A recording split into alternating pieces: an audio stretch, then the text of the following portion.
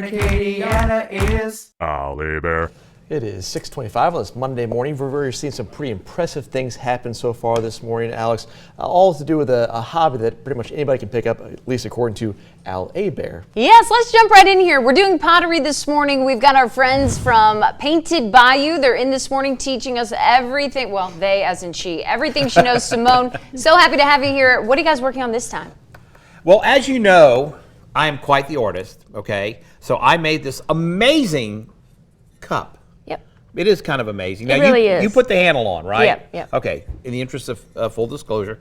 So I'm going to paint this, but I wanted to talk a little bit about molds. Like, this is really cool. This is an old vintage Coke bottle from New Orleans, and you were able to somehow make a mold. Yes. And so tell us about this, and I'm just going to dip my brush and start painting my cup, because this is amazing. Maybe someone will get married and I can give it to him as a wedding present. Maybe so, maybe so. So for a two-part mold, what you do is you take whatever it is that you want to create a mold from and submerge half of it in clay, and then you pour plaster on top. Once the plaster dries, you flip it over, take the clay off, and do the other half. So it's a two-part mold where you pour in liquid clay, and as the clay is drying, the plaster absorbs the water and leaves the shell of clay. But I love it because having them side by side, you can see the comparison of how much it shrinks once you fire things. So even if you're on the wheel and you make a coffee mug and you're like, this is a great size coffee mug, it's gonna shrink.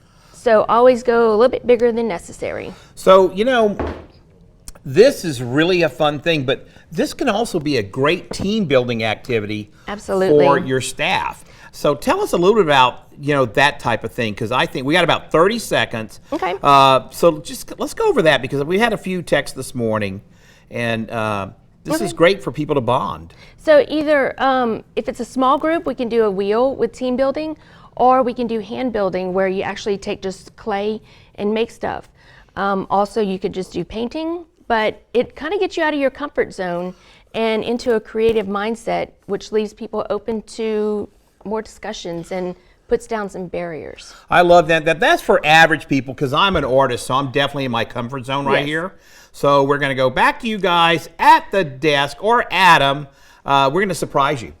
Right here. Yep. There we are. Okay, good. Awesome. Very cool stuff, Al. Looking forward to learning some more. Yeah.